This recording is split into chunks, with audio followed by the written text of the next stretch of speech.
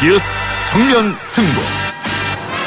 이동영의 뉴스 정면 승부.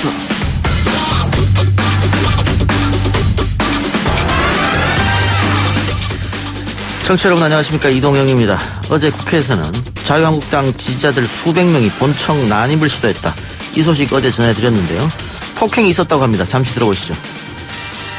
지금 즉시 농성을 중단하고 대거해 주시기 바랍니다. 국회 안에서 벌어진 백주 대낮의 정치 테러, 황교안 대표의 사죄와 함께 사법당국의 강력한 수사와 처벌을 촉구합니다. 결국 국회 안에서 국회의원이 폭행당하는 초유의 사태가 벌어졌습니다. 폭행을 당한 국회의원은 더불어민주당 서른 의원이었습니다. 일부에서 서른 의원 만나봅니다. 그 당시에 20년 살았는데 입증자님 정말 고맙습니다. 몇 차례 구타도 당했고 고문도 한 3일 정도 당했고, 그분들이 자기네도 양심 있으면은 장난에 나와가지고 시민들한테 사과하는 거.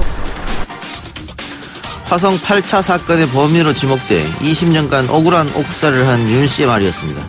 경찰은 당시 사건을 맡았던 검사와 경찰관을 정식 입건했는데요. 최강변기에서 짚어보겠습니다. 문재인 정부 두 번째 국무총리가 지명됐습니다. 대통령이 직접 지명 이유를 설명했는데 듣고 오겠습니다. 문재인 정부 제2대 국무총리로 정세균 의원님을 모시고자 합니다. 정세균 후보자는 우선 경제를 잘 아는 분입니다. 또한 6선의 국회의원으로 당대표와 국회의장을 역임한 풍부한 경륜과 정치력을 갖춘 분입니다.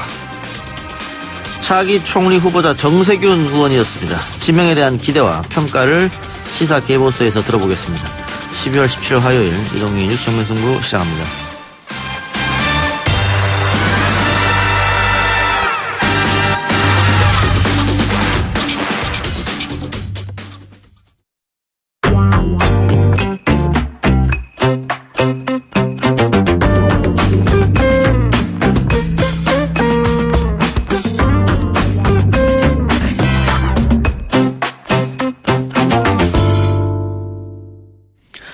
민의의 전당이라는 국회가 그야말로 아수라장이 됐습니다. 자유한국당이 국회에서 주최한 공수처 선거법 날치기 저지 규탄 대회, 당원과 지지자 수천 명이 몰려들면서 몸싸움이 벌어지고 국회 안에서 국회의원이 폭행당하는 사태까지 발생했었죠. 오늘 민주당 이인영 원내대표, 자유한국당 황교안 대표를 향해서 불법 폭력 집회 주최를 선동했다며 강하게 비판하기도 했습니다. 민주당에서는 최고 수준의 수사 착수와 책임자 처벌을 요구하기도 했는데요. 폭행 피해자이기도 한 민주당 서른 최고위원 연결해서 민주당의 입장 들어보겠습니다. 의원님 나와 계십니까? 네, 민주당의 서른입니다. 예, 어떻게 몸은 괜찮으세요? 괜찮습니다. 예, 안경이 떨어졌다, 폭행당한 상태에서. 또 어떤 이야기는 강목이 등장했다, 이런 얘기도 있던데, 어제 있었던 일을 조금 구체적으로 설명해 주실 수 있겠습니까? 예.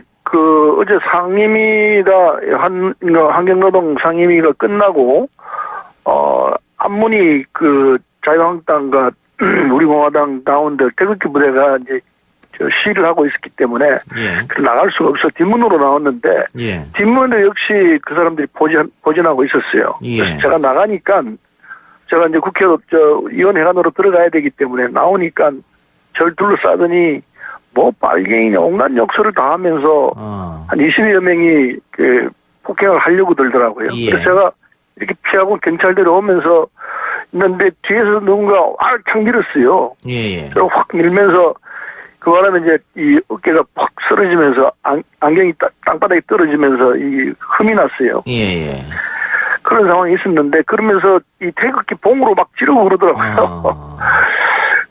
참, 빨갱이 예, 그런 소리까지 하면서. 현장에 경찰들 없었습니까? 예, 경찰이 있었는데, 경찰 숫자보다 그 사람들 숫자가 많아가지고 경찰이 제지가 잘 안 되는 상황이었습니다. 그렇군요. 그리고 지금 황교안 대표가 지지자들을 향해서 국회에 들어온 걸로 이미 승리한 거다, 함께 해달라, 우리는 승리했다, 이런 말을 해서 황교안 대표가 지지자들을 오히려 자극한 거 아니냐, 이런 이야기도 있던데 어떻게 보세요? 자극 정도가 아니고, 지금까지 국회에 그렇게 난동을 부리는 형태는 없었거든요. 예. 저는 그런 경우는 처음 당해보는데, 국회가 완전히 점령당한 거죠. 예. 그런 상태에서 그걸 이제 유도한 사람이 황교안 대표인데, 황교안 대표의 그 정치적 감각을 정말 이해를 할 수가 없습니다.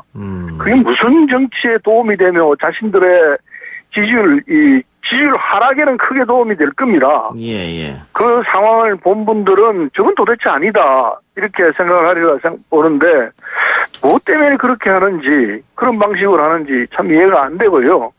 황교안 대표는 이 사태에 대해서 책임을 져야 합니다. 예. 그래서 이런 폭력 사태가 형행하는 것은 이건 헌법 질서 문란하는 거나 뭐 다를 바가 없다고 봅니다. 예. 그런데 지금 자유한국당에서는 이 책임은 문희상 의장에게 있다 이렇게 얘기하는데요. 그 말이 안 되는 소리죠. 문희상 의장하고 무슨 상관이 있습니까? 예. 시위를 한 사람인데 문희상 의장이 지휘를 했습니까? 예. 아니 이거는 폭력 시위를 하도록 황교안 대표와 조원진 의원이 유도를 했고 그리고 태극기 부대가 들어와서 그런 난동을 벌였는데 문희상이 그걸 하라고 그랬겠습니까? 말이 안 되는 소리죠 그건. 아까 의원님도 말씀하셨습니다마는 황교안 대표가 이 여의도식 정치 셈법을 전혀 모르는 것이 아닌가 이런 지적도 좀 있거든요. 참 몰라요. 이걸 정치라는 게 기본적으로 타협과 그리고 협상에서 꾸려져 나가는 것인데 황교안 대표가 정치 현장 경험이 없어서 그런 건지 이게 그냥 막무가내로 싸우는 것이 최선이다 이렇게 생각하시는 것 같아요.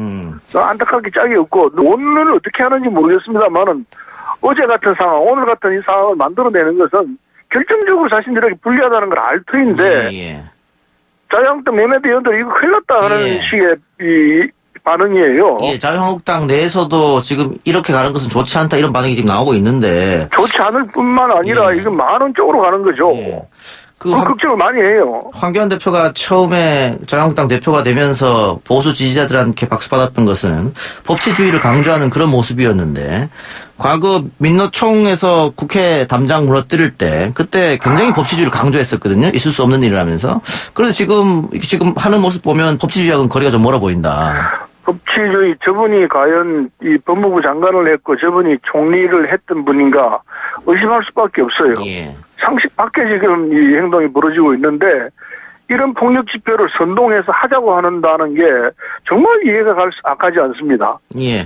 민주당은 어떻습니까? 법적 책임도 묻겠다 이런 생각이십니까? 당연히 법적 책임은 물을 수밖에 없죠.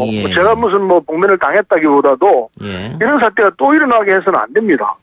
그래서 이번 사태로 마감을 한다는 의미에서도 이 사태에 대해서 책임 있는 분들에게는 과감하게 책임을 물어야 하지 이걸 두 번 또 되풀이하게 한다는 건 있을 수 없는 일이라고 봅니다. 아까 제가 민주노총 이야기했습니다만 올해 4월 초에 민주노총이 국회 앞에서 시위를 벌이다 경내 진입 시도했을 때 검찰이 징역 4년을 구형했었거든요. 특수공무집행 방해죄로. 그 정도 처벌이 있어야 된다 이런 생각이시죠? 처벌 수준은 저도 법률 전문가가 아니어서 잘 모르겠습니다만 어쨌든 이 사태에 대한 책임을 누군가 지어야 하고 그 책임의 최종점에는 황교안 대표, 조원진 의원이 있을 거라고 저는 확신하고 있습니다. 알겠습니다. 국회 폭력 사태에 대해서는 거기까지만 여쭤보고요. 자, 4+1 협의체 단일안 어떻게 나오는 겁니까? 그건 그렇게 어려운 문제는 아니라고 생각합니다. 정의당이나 바른미래당 쪽에 또 민평당 쪽에 계신 분들 입장에서도 오늘부터 등록을 하도록 돼 있지 않습니까? 예비 후보. 그런 상황에서 아직 선거법이 확정이 안 된 상태에서 이런 상황이 벌어졌기 때문에 우리로서도 국민 보기에 민망하죠. 그래서 최소한 4+1 체제에서는 선거법 단일안이 나와야 되고 그건 충분히 가능하다고 생각합니다. 민주당이 뒤늦게 약속을 좀 어기는 거 아니냐 이런 지적이 있습니다. 석표율 제도라든가 비례대표에 캡 씌우는 문제라든가. 근데 그 석패율제에 대해서는요, 우리가 원래 생각했던 것은 영남 호남 간의 이 갈등이 심하기 때문에 영남에서 아쉽게 떨어진 일테면 우리 당 의원이 후보자가 있겠죠. 그런 분을 구제하고 또 거꾸로 호남에서 아쉽게 떨어진 이 한나라당의 이 후보를 구제해서 영호남의 갈등을 좀 줄여보자는 취지에서 이 발상이 나왔던 건데 지금 석패율제가 운영되고 있는 이 내용은 지역 갈등 구도를 좀 무마하는 부분보다는 정치적 거물을 정치 현장에 남아있게 하는 이런 결과만 가져오기 때문에 석패율제가 원래 취지하고는 상관없이 변질됐고 따라서 지금 석패율제를 하게 되면은 오히려 비례대표의 원래 정신과는 상관없는 결과가 나오기 때문에 예. 우리 당으로서는 이 반대 안 할 수가 없습니다. 예. 그렇게 석별제 반대하고 비례대표에 캡을 씌우고 하면은 또 그 정의당이나 바른정당 쪽에서 계속 반대할 수 있지 않습니까? 그럼 하나의 안으로 나오기 어려울 것 같은데요? 그래서요, 선거라는, 이 정치 협상이라는 것은 어차피 서로 입장을 달리 할 수밖에 없습니다. 그러다가 예. 서로 양보하면서 접점을 찾는 거거든요. 예. 그래서 4+1에서는 크게 이게 결렬되거나 우리 못한다 이런 결과는 안 나올 거라 생각합니다. 예. 일정한 접점이 있을 거라 생각해서 그래서 타협을 하는 거죠. 예. 타협을 하고 나면 또 자유한국당하고 또 타협을 해야 합니다. 예. 그런 과정이 남아있기 때문에 4+1 체제에서는 빨리 타협을 해서 완결된 안을 만들어내는 것이 필요하죠. 예. 가능하다고 생각합니다. 오늘 안으로 어떻게 결론이 날까요? 오늘 안으로는 어떻게 될지 제가 협상 당사가 아니어가지고 당장 예. 뭐라고 말씀 못 드리겠습니다만은 어쨌든 가까운 시일 안에 빨리 협상 마무리될 수 있다고 봅니다.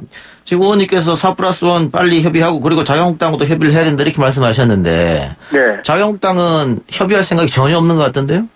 그렇다면 4+1에서 된 안 가지고 예. 본회의에 올려서 결정을 하면 됩니다. 그 본회의 통과는 자신하십니까? 본회의 통과는 가능하죠. 지난번 예산안도 우리가 통과를 해봤지만은 예. 불가능한 건 절대 아닙니다. 예. 예, 과반수 이상 되는 의석이 확보되어 있기 때문에 예. 가능하죠. 검찰 개혁 법안은 어떻습니까? 지금 검찰이 국회 상대로 로비를 한다. 이해찬 대표가 그런 얘기도 했고 또 천정배 의원이 방해를 한다 이런 얘기가 있어가지고 천정배 의원이 불쾌감도 내비치기도 했는데 이것도 어떻게? 검찰이 로비를 한 건 사실이에요. 예. 그러나 이제 이 예찬 대표가 그걸 지적하고 난 뒤에 그런데 이 상황은 저도 정확히는 모르겠습니다만 자제되고 있는 걸로 알고 있고 예. 천정배 의원은 따님이 검찰인 걸로 알고 있습니다. 검사인 걸로 알고 있는데 예. 어쨌든 이 천정배 의원이 갖고 있는 안은 그 검경 분리에서 다른 입장을 취하고 있는 건 사실입니다. 그래서 한 개인이 반대한다 해서 되고 안 되고 결정되는 건 아니니까 예. 어쨌든 이 부분도 4+1 부분에서 그 구조에서 정리가 될 거라고 거의 다 됐다 생각합니다. 알겠습니다. 다른 거 여쭤보겠습니다. 지금 의원님께서 민주당 검찰 공정수사 촉구팀 위원장 맡고 계시는데요. 예. 울산 사건에 대해서 특검 추진하십니까? 어떻게 됩니까? 울산 사건은 이 송영길 의원이 책임을 지고요. 예. 특검을 할 것이냐 하는 문제를 오늘 내일쯤 그걸 발표를 할 수 있게 될 것입니다. 예. 그래서 우리 검찰 공정수사 촉구 특위에서 송영길 의원이 준비해온 내용들을 검토를 하고서 그리고 그걸 최고위에 올려서 최고위에 최종 결정을 하게 되는데 최종적인 결정을 우리가 논의를 좀 해야 할 것 같습니다. 예. 그런데 여당이 특검한다고 특검이 이루어지는 건 아니지 않습니까? 야당과 또 회의가 여당하고 법안 통과를 해야 합니다. 예. 제가 저번에 야당 의원과 인터뷰를 했는데 특검 받을 생각은 전혀 없던데요. 그건 자기들이 받고 안 받고 하는 문제가 마음대로 결정되는 건 아니고요. 예. 역시 우리는 4+1 체제가 있기 때문에 그 체제 내에서 특검이 가능할 거라 생각하고 있습니다. 4+1 체제에서. 그래요. 예. 오늘 이낙연 총리 후임으로 정세균 의원이 후보자로 임명됐습니다. 국회의장 출신이어서 조금 격이 맞지 않는 거 아니냐 이런 지적도 있던데 민주당에서는 기대가 크겠죠 당연히. 그런 지적이 있을 수 있습니다만은 그러나 이 의장을 하셨다 해서 총리를 하지 말란다는 그런 법이 있는 건 아니고요. 예. 관행상 그게 좀 어색하지 않느냐는 정도이지 안 된다는 건 아니거든요. 예. 그래서 특히 이제 이 정세균 의원은 경제 전문가이고 그리고 국회 경험이 많기 때문에 이 상황에서 책임자라고 판단이 되죠. 우리 의원들이나 야당 의원들도 크게 반대는 안 어울리리라 생각합니다. 예, 야당 의원 반대 말씀해 주셨으니까 문제는 장관하고 달리 국무총리는 인준을 받아야 되지 않습니까? 인준받아야 합니다. 근데 지금 여야가 이게 첨예하게 대립하고 있는 상황에서 자유한국당이 인준을 해줄 것이냐 어떻게 보십니까? 글쎄요. 원래 이 정세균 의원이 참 말도 안 부드러운 분이에요. 예. 그래서 여야 두루두루 적이 없습니다. 그런 상황이기 때문에 자유한국당 입장에서도 저런 분이 어차피 누군가 정리가 될 터이니까 저런 분이 정리가 되는 거는 국정을 화합적으로 이끌 것이기 때문에 좋다 이렇게 평가할 가능성이 굉장히 높다고 보고 있습니다. 그런데 만일 인준이 계속 안 된다고 하면 이게 총선 앞두고 여당한테는 또 악재일 수도 있겠는데요. 인준이 안 될 가능성이 거의 없다고 보죠. 이건 우리 4+1 체제도 있고 예. 또 야당 내에도 자유한국당 내에도 이 정세균 그 의원에 대한 이 지지하는 분들이 있을 거이기 때문에 예. 그렇게 뭐 상황이 복잡해지는 상황은 아니 나올 거로 생각합니다. 알겠습니다. 의원님 오늘 인터뷰 여기까지 듣겠습니다. 예, 고맙습니다. 네, 감사합니다. 지금까지 더불어민주당 서른 최고위원이었습니다. 1부 순서 마치고요. 2부 최강병기 코너로 돌아옵니다. 딱딱하고 지루한 뉴스가 소설보다 흥미진진해지는 새로운 경험. 놀라셨죠? 이것이 바로 이동준의 뉴스 정면 승부.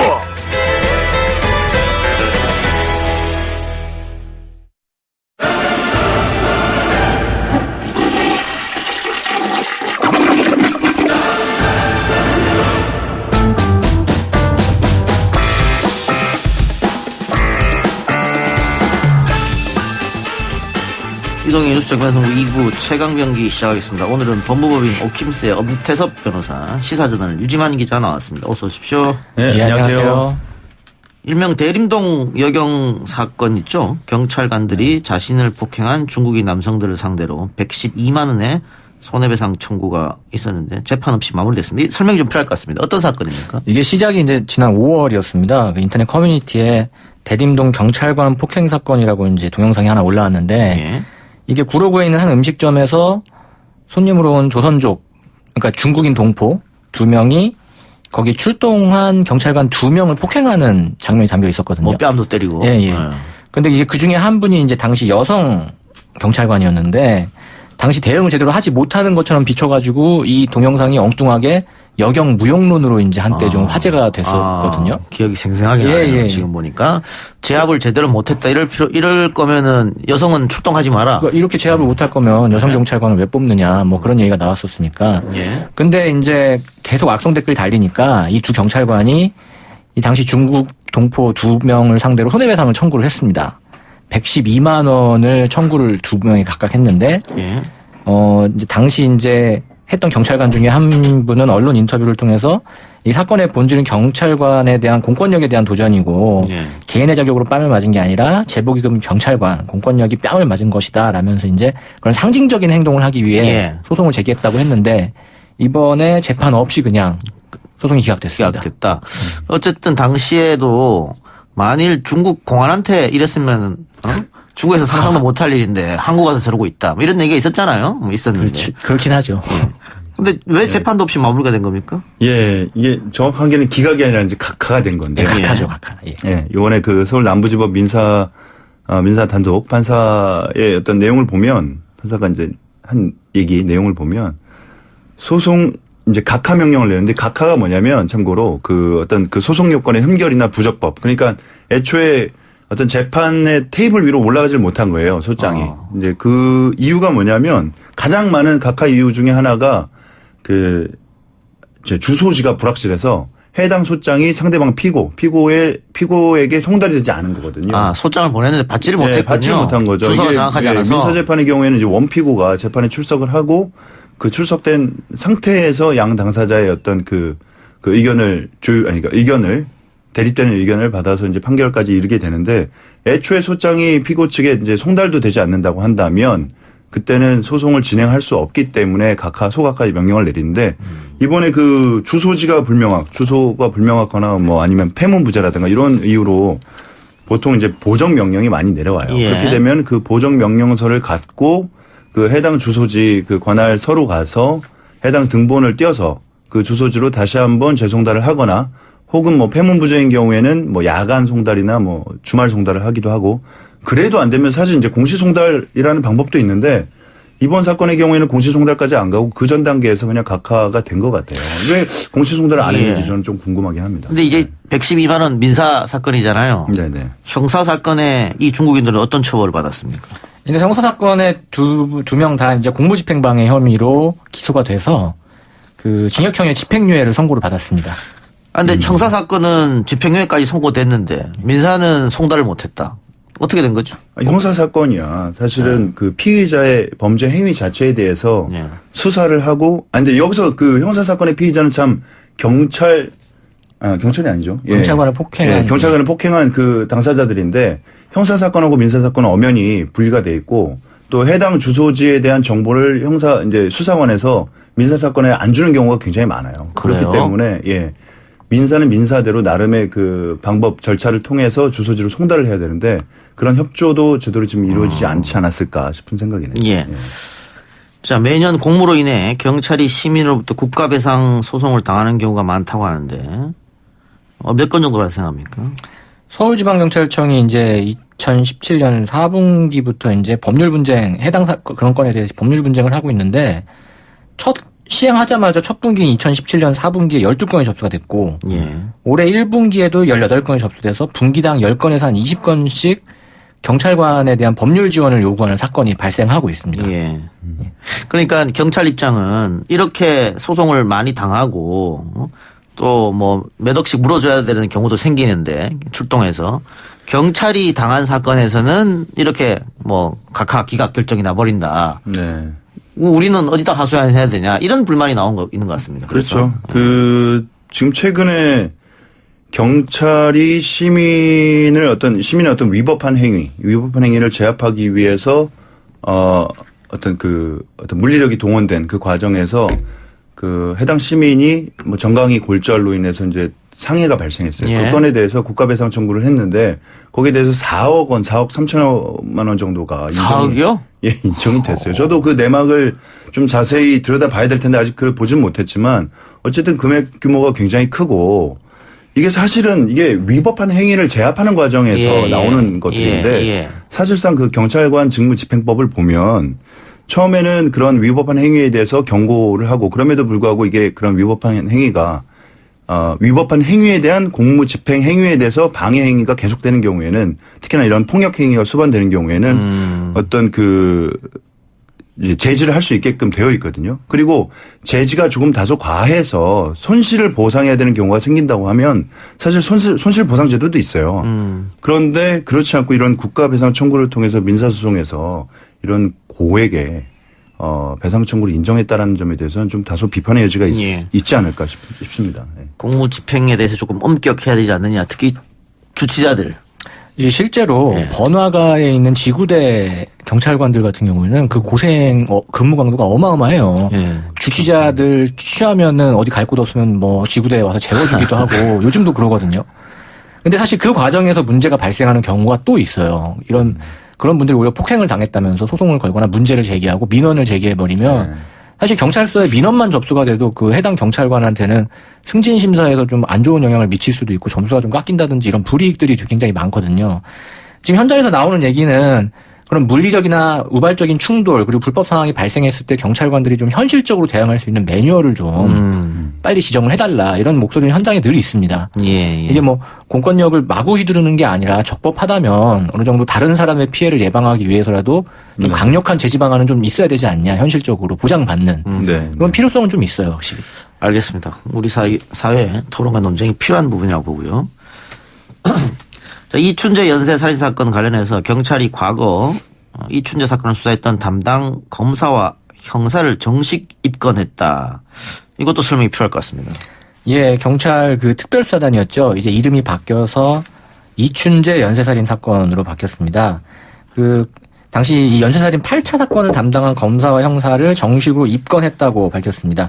물론 이제 공소시효가 완료가 됐기 때문에 형사처벌을 받지는 않지만 경기 남부경찰청 이제 수사본부가 이 수사를 담당하고 있거든요. 근데 이 춘재 8차 사건 당시 수사라인에 있던 검찰과 경찰 관계 8명을 형사 입건했고 혐의는 직권남용, 체포 감금, 허위공문서 작성 및 행사, 독직폭행, 가혹행위 등에 대한 혐의로 입건이 됐습니다. 검찰이 지난 11일 이 사건을 직접 조사하겠다라고 했는데 경찰이 당시 담당 검사를 입건했다. 결국은 최근 검경 갈등이 불거진 상황에서 경찰이 공세를 취한 거 아니냐 이런 지적이 있습니다. 네, 공세를 취한 것 맞다라고 보고 어떤 미묘한 신경전 아니냐라는 어떤 반문을 하기도 하지만 미묘한 게 아니라 저는 대놓고 충돌을 했다고 보고요. 그리고 이게 지금 11일 날 검찰이 이 사건 직접 조사하겠다고 밝혔는데 지금 경찰은 이 사건 이미 이 수사본부가 합동수사본부가 차려진 지 벌써 100일이 지나서 해당 사건에 대한 어떤 국가수 DNA 감정이라든가 이런 걸 통해서 대부분의 혐의는 밝혔어요. 한 5건인가요? 6건 총 8천. 그리고 수사가 거의 마무리되는 시점에서 숟가락 얹는 것 아니냐라는 지금 비판의 목소리도 이미 나오고 있고 저도 사실 그렇게 보는 게 이게 이제 검찰에서 표면적으로 지금 이 사건을 본인들이 가져가겠다라고 한 이유가 뭐냐면 지금 이 사건으로 인해서 억울한 옥살이를 했던 그 윤 씨에 대한 재심이 지금 현재 진행 중에 있거든요. 예. 그 윤 씨, 그 박준영 변호사님 통해서. 예. 그런데 재심 사건의 경우에는 보통 그 절차가 이제 2가지로 크게 나눠지는데 처음에는 이런 재심을 할지 말지를 결정하는 개시 결정과 관련된 재판이 있고 그리고 개시 이후에는 당연히 일반적인 형사 절차에 따라서 1, 2, 3심 계속 진행이 되는데 아직 개시 결정과 관련된 재판도 지금 진행이 되기 전이에요. 그러니까 굉장히 시간이 많이 남아 있고 검찰이 그 재심에 대한 개시 결정과 관련해서 재판부에다 제출할 의견서를 쓰기 위해서 이 해당 사건을 검찰로 넘겨받았다라고 했는데 이건 지금 시점이 너무 좀 우스운 거죠, 사실은. 굉장히 지금 경찰에서 예. 이미 사건 다 예. 끝낸 시점에서. 근데 지금 예, 곧 발표를 앞둔 시점에서. 예. 네. 가혹행위와 독직, 직권남용 있었다. 당시 경찰관, 수사관들이. 예. 근데 뭐 그 수사관들이 사망한 수사관에게 뭐 책임을 넘기고 있다. 뭐 이런 이야기도 좀 들리고 있긴 합니다만 어쨌든 이 사건을 경찰이 수사해서 검찰로 넘겼을 거 아니에요, 당시에. 예. 그리고 또 검찰이 수사를 한 거고. 그래서 결국은 이 민감용 청장 말대로 검찰 책임도 있는 거 아니냐라고 할 수 있는 거 아니에요? 있는 정도가 아니라 예. 사실 당시만 하더라도 검찰이 뭐 넘기는 수준이 아니라 사실 검찰의 수사 지휘를 적극적으로 받는 시기였죠. 예. 당시만 해도. 특히 이런 연쇄살인 사건 같은 경우는 당시에 관심도가 굉장히 높은 사건이라서 그렇기 때문에 경찰의 경찰이 이 정도 항변을 할 수 있는 상황이에요, 지금. 뭐, 수사 초반도 아니고, 뭐, 100일이나 이미 지나서 아까 변호사님 말씀하신 것처럼 사실 다 해놓은 상태거든요. 더군다나 거기서 이제 곧 송치를 할 거예요. 예, 물론 자료 이제 넘겨서 공소권 검토만 하면 되는 없음으로 거예요. 이미 이제 곧 넘길 거란 말이에요. 그런데 그 넘겨받기 전에 본인들이 수사를 하겠다라고 한 것은 시점에 있어서 다소 의심스러운 할 수도 정황이 있다. 예, 그래요. 보이는 거죠. 알겠습니다. 어쨌든 검경 사이가 계속해서 이런 일이 벌어지고 있네요. 예, 경찰은 또 화성 일대에서 14건의 살인사건을 저질렀다고 자백한 이춘재의 신상을 공개하기로 결정했는데 이춘재의 신상은 이미 다 공개된 거 아닙니까? 언론을 통해서? 언론에서는 이제 공익적 목적을 위해서 좀 밝히긴 했는데 사실 지금까지 알고 보면 경찰이 공식적으로 밝힌 적은 없습니다. 그래서 이제 사실 절차상의 문제거든요. 예. 신상공개위원회를 열어서 그 절차에 따라서 이춘재의 신원을 공식적으로 발표를 하겠다. 예, 근데 어쨌든 지금 신상 공개를 하겠다는 게 이름, 나이 뭐 이런 거잖아요. 네, 네, 네. 뭐 이런 거 다 공개된 건데. 뭐 이미 공개가 됐는데. 아니, 그래서 오히려 그러면 지금의 얼굴을 공개해야 되는 거 아니냐. 근데 구치소에 있어서 지금 얼굴 공개는 또 안 된다면서요. 예, 그게 좀 의아하더라고요. 이게 이제 말씀하신 것처럼 이제 위원회를 거친 정식적인 공개가 아니기 때문에 그리고 더더군다나 이게 애초에 처음에 이 수사를 시작할 때부터 좀 논란이 있었잖아요. 예. 이게 이미 공소시효가 완료됐기 때문에 결국은 사실 수사를 하는 목적은 처벌인데 이 건은 애초에 처벌이 불가능한 사안이란 말입니다. 그래서 이게 수사를 개시하는 게 맞느냐 틀리느냐에 대한 처음부터 이런 논란이 있었고 예. 그 과정에서 수사가 진행된 건에 대해서 예. 신상 정보를 공개하는 것이 맞느냐 틀리냐에 대한 절차적인 문제도 있었는데 예. 그럼에도 불구하고 중대한 범죄고 또 유사한 사건의 예방을 방지하기 위한 차원에서 공익적 목적에서 공개를 한 것이고 다만 좀 제한적으로 공개를 했다라는 예. 거죠. 아까 유지만 기자도 살짝 언급했습니다만은 이 사건이 이제 정식적으로 이춘재 연쇄살인 사건으로 바뀌었습니다. 이렇게 불러야 되는 거잖아요. 그렇게 불러야 됩니다, 이제. 지금까지 화성 연쇄살인 사건이라 불려져서 이 화성 시민들이 상당히 고통스러웠다고 하더라고요. 예, 그동안 뭐 그렇죠. 이번에도 이제 네. 이춘재 연쇄 살인 사건으로 이름 변경해달라는 것 결의문이 채택이 된 것도 화성 시의회에서 한 거거든요. 아, 그렇습니까? 지역의 고통이 어느 정도였는지를 알 수 있죠. 시의회가 직접 나서서 결의문을 채택할 예. 정도면. 지금 뭐 화성시가 뭐 범죄도 지금 고담시처럼 그렇게 됐어요. 예. 우리도 대학교 다닐 때 화성 살던 친구가 오면 화성 연쇄살인 사건 바로 이렇게 얘기해 버렸으니까. 그다음에 뭐 해당 영화도 이제 빅히트를 치는 바람에 그렇죠. 네. 예. 이춘재 연쇄살인 사건은 변경됐다는 것. 그리고 DNA가 확인되지 않은 9건의 살인과 또 9건의 성폭행 사건. 이것도 일단 경찰은 이춘재 소행으로 보고 있는 것 같습니다. 본인이 자백을 했기 때문에 그런 거겠죠. 예, 본인이 자백을 했기 때문이고 현재는 이제 3차, 4차, 5차, 7차, 9차 사건 등에서만 DNA가 확인이 됐는데 나머지 사건에 대해서도 본인이 이제 자백을 했다고 보고 그 9건의 살인과 9건의 성폭행 사건도 추가 입건을 하기로 결정했습니다. 예. 다른 얘기 해보죠. 문재인 대통령이 신임 국무총리 후보자로 정세균 전 국회의장을 지명했다. 당대표도 역임했고 전직 국회의장도 역임했고 이 의전 서열상 총리로 가는 건 모양새가 좀 맞지 않다. 뭐 이런 얘기가 있습니다. 아무래도 지금 벌써부터 좀 그런 지적은 나오고 있습니다. 예. 또 사상 최초의 일이니까요. 예. 행정부가 국회를 좀 무시하는 거 아니냐 뭐 이런 얘기까지. 국회의장이면 이제 3부 요인 중 하나인데 예. 그 국회의장이 다시 행정부의 총리로 된다라는 것은 모르겠습니다. 하지 말라는 법이 없는 건 맞지만. 그렇죠. 예. 예.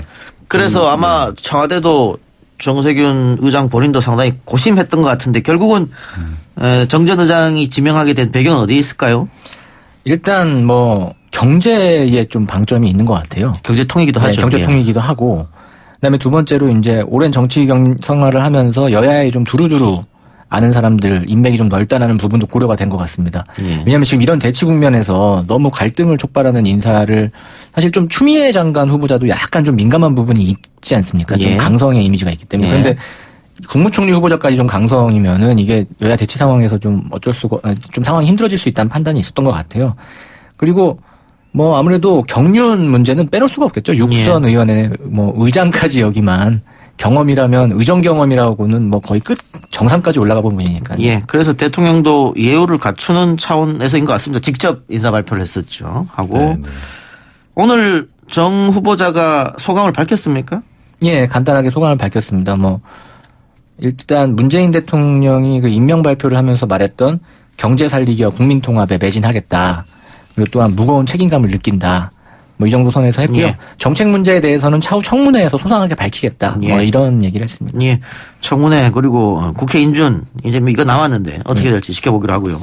최근 인천에서 발생한 현대판 장발장 사건 MBC 뉴스데스크를 통해서 보도돼서 이게 굉장히 우리 사회에 울림을 많이 준 것 같습니다. 네. 그 주인공이 이제 30대 아버지 그리고 12세 아들 이제 두 사람이 지난 10일 오후에 인천의 한 마트의 그 식품 매장에서 우유 2팩 그리고 사과 6개 이 소량의 식료품을 절도한 사건이었는데 사실 그 신고를 했던 그 마트 주인도 이런 딱한 사정을 알고 이제 선처를 호소를 했고 그 이후에는 쌀이라든가 이런 지원도 해줬다고 하더라고요. 예. 그리고 특히 해당 출동을 했던 경찰관이 따로 불러서 국밥을 사주기도 했고 그런 약간 좀 따뜻한 이야기들이 있었습니다. 그러니까 요즘 시대에도 밥을 굽는 가정이 있구나 이렇게 좀 많이들 놀라셨을 텐데 경찰도 당연히 선처를 마트 주인도 이야기했고 경찰도 그래서 훈방 처리하면서 너무 이제 배가 고파하니까 국밥을 사준 거잖아요. 네. 그 모습을 본 또 지나가는 행인이 20만 원 있는 봉투를 놓고 갔다. 그렇죠. 하얀 봉투를. 그 이후에도 이 가정으로 쌀, 음료, 과일 이걸 답지하고 있다고 그래서 오랜만에 훈훈한 소식이 아닌가 싶습니다. 매번 국회의원 싸우고 안 좋은 소식만 들리다가. 그러니까 오랜만에 훈훈한데 또 이게 또 제도의 또 허점을 좀 알 수 있는 또 부분이 좀 씁쓸한 사연이기도 해요. 이 부자가 이제 기초생활수급자거든요. 근데 기초생활수급자는 약 150만 원 정도를 지원을 받는 거고 이제 수입이 없다는 얘기인데 지금 통계나 자료를 보면은 현실적으로 기초생활수급 대상자들이 이 150만 원 가지고 월 생활을 4인 가족 기준인데 하는 게 사실상 적자 상황이라는 통계들이 지금 나오고 있거든요. 그러니까 지금 이 가정 같은 경우에도 지금 30대 가장이 모친과 두 아이를 데리고 같이 살았잖아요. 150만 원으로 과연 살 수 있겠느냐 이 문제지 않습니까? 더 정확하게는 4인 가구 기준에 138만 4,061원이에요. 이 금액으로 그리고 이제 이 금액조차도 전액 다 지원받는 게 아니라 그 4인 가족 중에 단 한 명이라도 수입이 있는 경우에는 예를 들어서 100만 원의 수입이 있다라고 한다면 그 100만 원을 공제를 합니다. 공제를 한 나머지 금액 38만 원, 38만 4,061원을만을 받는 거죠. 그러니까 이게 138만 4천 원을 그러니까 138만 4천 원을 다 받는 게 아니에요. 그런 면에 있어서 지금 최근에 국무회의 통과된 것이 30%까지는 공제를 한 금액을 제외하자라는 얘기가 지금 나오고 있는 거예요. 그러니까요. 이 가정 같은 경우에는 일단 모친은 연로하니까 일을 못할 때고 아이들은 너무 어려서 생계에 도움이 안 되고 현실적으로 30대 가장만이 일을 할 수 있는데 본인이 아파서 지금 일을 못하는 거지 않습니까? 못하고 있죠. 이런 경우에 아까 이게 138만 원이요? 84,000. 예. 그거 갖고 어떻게 한 달을 살아나가느냐. 결국은 먹을 게 없어서 절도까지 했다. 그러니까 성공회대 노동사회연구소가 가계부를 분석한 결과 그 기초생활수급 가구 20가구를 가계 수지를 분석을 했더니 월 평균 적자 금액이 17만 원 정도가 나왔어요. 그러니까 이게 뭐냐면 138만 원 정도를 받아서 그 4인 가구가 식비, 공과금, 뭐 집안에 들어가는 뭐 관리비, 뭐 냉난방비 예. 이런 것들을 내버리면 예. 뭐 통신비도 있을 거고 교통비도 있을 거고요. 그러다 보면은 사실상 남는 게 없다는 얘기가 된다는 거죠. 예. 그러니까 기초생활보장제도라는 것이 네. 그 돈이 있으면 최소의 삶은 보장된다 이 말인데 그렇죠. 4인 기준은 안 된다 이 예. 말이지 않습니까 예. 지금. 그리고 내년부터 25세 이상 근로빈곤층 2만 7천여 가구가 새로 국가로부터 생계급여 지원을 받을 것으로 보이는데 결국은 대통령 말대로 대통령도 언급했거든요. 예. 이게 그 우리 사회 온정에만 기댈 수는 없고 결국은 그렇죠. 법과 예. 제도를 좀 정비할 필요가 있지 않느냐. 맞습니다. 사실 이제 이게 생계급여 외에도 지금 현행법상도 뭐 예를 들어서 뭐 주거급여라든가 교육급여, 해상급여, 장제급여, 자활급여 뭐 등등이 있긴 있어요. 그런데 이 각각 개별 요건에 전부 다 해당이 되는 사람도 없으려니와 그 요건을 모두 그 요건에 모두 해당되는 그런 가구에서도 거의 극히 미미하기 때문에 좀 정비가 필요한 것으로 본인이 보이고요. 해당되는지 알고 또 네. 신청을 할 줄 아는 분도 그렇죠. 뭐 그렇죠. 정보 일일이 전달을 다 잘 찾아갈 수가 알겠으니까. 없거든요. 예. 그게 문제입니다. 사실상. 뭐 우리 뭐 세모녀 사건 아직도 생생하게 기억하지 않습니까? 예. 법의 허점, 맹점, 또 법이 있어도 모르니까 못 예, 찾아는 홍보의 거죠. 부족 뭐 이런 예. 부분들이 있거든요. 예, 자, 안타깝습니다. 안타깝지만 어쨌든 오랜만에 우리 사회가 아직 따뜻하구나라는 걸 느낄 수 있는 네. 그런 사건이었고 그 마트도 일부러 물건을 사러 간다 그러더라고요. 그래요? 예, 예. 감사하다는 의미로. 그래요. 알겠습니다. 오늘 두 분 말씀 여기까지 듣겠습니다. 수고하셨습니다. 네, 예, 감사합니다. 감사합니다. 1부 순서 마치고요. 저는 뉴스 듣고 옵니다. 아 글쎄 안 들려 들을 뉴스 없어 아무 뉴스도 귀에 들어오지 않아 듣고 또 들어도 들을 뉴스 없어 만든 게 이 프로야 이동영의 뉴스 정면승부 단체 관람 대관 하나에 단체 관람 대관 하나에 생각 좀 해보죠. 단체 관람 대관 하나 해주세요. 단체 관람 대관 하나 해주세요.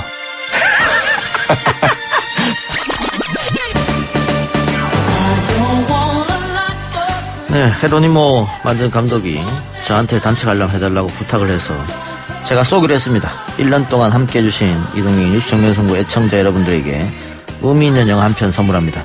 이번 주 금요일 20일인가요? 네, 20일 오후 8시 상암 메가박스 한간을 대관했습니다. 시간 되시면 함께 오셔서 좋은 영화 보시기 바랍니다. 신청 방법은요. 샵 0945 우물정 0945번으로 신청자 이름과 연락처 보내주시면 저희가 선정해서 티켓 2매를 1인당 2매를 보내드리도록 하겠습니다. 많은 관심 부탁드리고요. 자, 매주 이 시간 스포츠 소식 듣는 시간입니다. 주간 스포츠 브리핑 조진성 게스트 어서 오십시오. 안녕하십니까. 자, 박강서 감독이 한국으로 왔는데 예. 고향이 경남 산청입니까? 네, 그렇습니다. 여기 베트남 관광객이 엄청 많이 온다고요. 예. 이 굉장히 작은 마을인데 이 박항석 감독의 그 매직 덕분인지 베트남 그 사람들이 거의 뭐 성지순례식으로 예, 지금 그렇게 오고 있습니다. 예. 어느 정도 늘었나요? 관광객이? 지금 이제 베트남 관광객이 한 700여 명 정도 되는데 전보다 6배 정도 늘어난 수치라고 합니다. 정말 대단하죠. 그전엔 거의 없었다고 보면 되겠네요. 그러면. 그렇죠. 예, 예. 그런데 700명이나 찾았다. 예. 이 박항서 효과라고 볼 수 있겠죠. 이것이야말로 진정한 한류가 아닐까. 예. 예. 박항서 감독의 앞으로 최종 목표는 결국은 월드컵 최종 본선에 오르는 거 아니겠습니까? 예, 그렇죠. 또 가까이는 2020 도쿄 월드컵, 도쿄 올림픽, 예, 또 본선에 오르는 것도 하나의 목표일 것 같습니다. 둘 다 쉽지 않은 것 같은데요. 쉽지 않은데, 지금 근데 그 기세가요, 장난이 아니에요. 예. 아니, 근데 너무 베트남 국민의 기대를 한껏 받다 보니까. 예. 이렇게 하다가 그 도쿄올림픽이나 월드컵 최종경선에 못 올라가면 네. 그것도 원망이 또 쏟아지지 않을까 걱정됩니다. 사실은 정말 베트남에 지금 경기력으로는 올림픽 본선이나 최종경선 올라간다는 건 어려운 일이거든요. 그렇죠. 예, 객관적으로 봤을 땐 그렇고 예. 아무래도 이제 체격이요.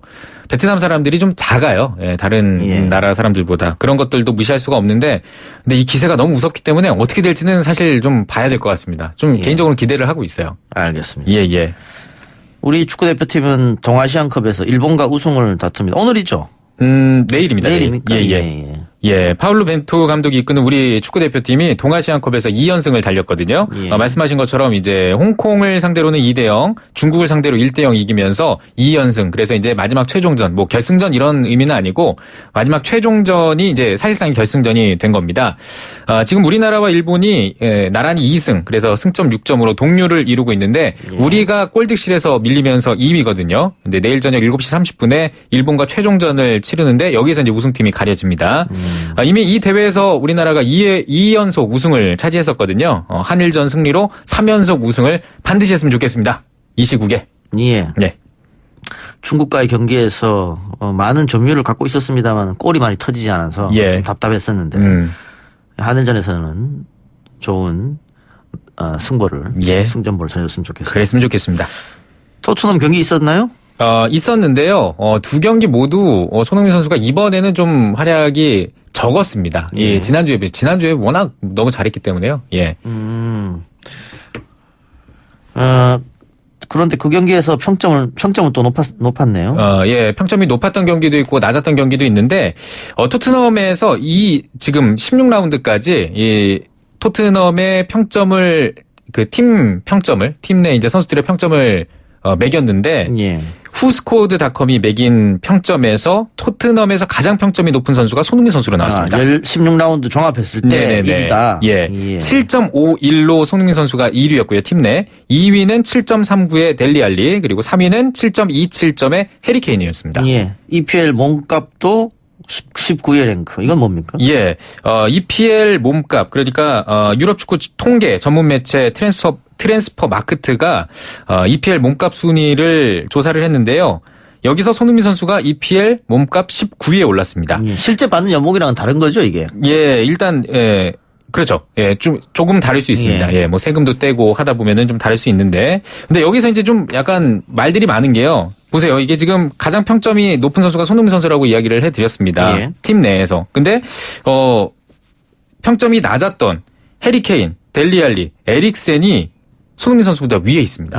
예, 이런 것 때문에 참 이게 왜 그런 거냐, 동양인이라 그런 거냐, 예, 이런 좀 수긍할 수 없다라는 이런 반응들이 좀 많이 나오고 있어요. 계약 끝나면 폭풍적으로 올라가겠죠. 예, 그런 것도 있고 EPL이 워낙에 이제 그 영국 선수들을 좀 육성하려고 하는 그 홈그로운 이 정책 같은 것들 때문에 약간 좀 영국 선수 위주로 좀 하는 것들이 있긴 있는데 조금 더 약간만 더 이제 좀 객관적으로 책정을 해줬으면 좋겠다라는 생각이 좀 듭니다. 알겠습니다. 챔피언스리그 16강 대진이 완성됐네요. 예, 그렇습니다. 손흥민의 토트넘 그리고 이강인의 발렌시아의 상대도 결정이 됐는데요. 이 두 팀의 상대가 굉장히 좀 수월해 보입니다. 손흥민의 토트넘은 분데스리가 라이프치히, 그리고 이강인의 발렌시아는 세리에A의 아탈란타와 16강 대진을 완성했습니다. 예. 근데 토트넘이 라이프치히와 대진을 벌이는데 네. 지금 라이프치히가 올 시즌 들어서 굉장히 잘하고 있거든요. 그건 그렇습니다. 분데스리가에서 1위를 달리고 있기 때문에 맞습니다. 예. 토트넘이 쉽게 봤다가 큰 코 다칠 수도 있어요. 그렇죠. 그런데요. 그게 있습니다. 예. 손흥민 선수가 특히나 이 분데스리가 팀을 상대로 굉장히 잘합니다. 강하죠. 지난 시즌에도 마찬가지였거든요. 그 당시에 그 분데스리가 1위 팀이었던 도르트문트를 격파했는데 그 손흥민 선수의 별명 중에 양봉업자라고 있어요. 그래. 노란색 유니폼을 입은 팀한테 유독 잘한다. 예. 그래서 양봉업자라는 별명이 있었는데 그때 그 도르트문트를 격파하고 결국엔 결승까지 갔었죠. 지난 시즌에. 그것처럼 이번에도 분데스리가 팀을 딱 만났기 때문에 1위 팀 아주 기분 좋은 기억이 있지 않습니까? 예. 그래서 잘하지 않을까 생각합니다. 예. 그래서 8강 가능성은 높아 보인다. 예, 예. 알겠습니다. 그런데 이강인 선수가 지금 부상이잖아요. 맞습니다. 16강전에 나올 수 있을까요? 예. 제 생각에 나올 수 있을 것 같습니다. 왜냐하면 16강전이 2월부터거든요. 내년 2월부터. 근데 이강인 선수는 내년 1월쯤에 복귀를 할 예정입니다. 그래서 제 생각에는 나올 것 같습니다. 그렇군요. 예. 예. 그리고 이 밖에도 16강인데 사실상 결승이다. 이렇게 불릴 만한 조가 많네요. 그렇습니다. 특히나 제일 눈에 띄는 대진이 레알 마드리드와 맨체스터 시티인데요. 뭐 맨체스터 시티, 레알 마드리드 이 이름만 들어도 참 축구 팬들 가슴이 두근거리시는 분들이 많을 것 같습니다. 그리고 결승이라고 해도 이상하지 않는 그렇죠. 그런 16강 대진입니다. 네네네. 너무 빨리 만났다라고 생각할 수도 있을 것 같아요. 그리고 첼시와 바이에른 뮌헨 경기도 재밌을 것 같고요. 아틀레티코 마드리드와 리버풀의 경기. 리버풀은 디펜딩 챔피언이니까. 그렇죠. 리버풀의 창과 아틀레티코 마드리드의 방패의 대결이다. 그렇게 보면 되겠네요. 나폴리와 바르셀로나 경기도 재밌겠네요. 우리 축구 팬들이 또 잠을 못 이루는 그런 시기가 다가오고 있습니다. 다크서클이 무릎까지 내려올 것 같습니다. 황희찬 선수는 아깝게 16강에 못 올랐고 짜스부르크가 말이죠. 그런데 최근 활약 덕분입니까? 황희찬 선수에게 눈독을 들이고 있는 팀이 있다고요?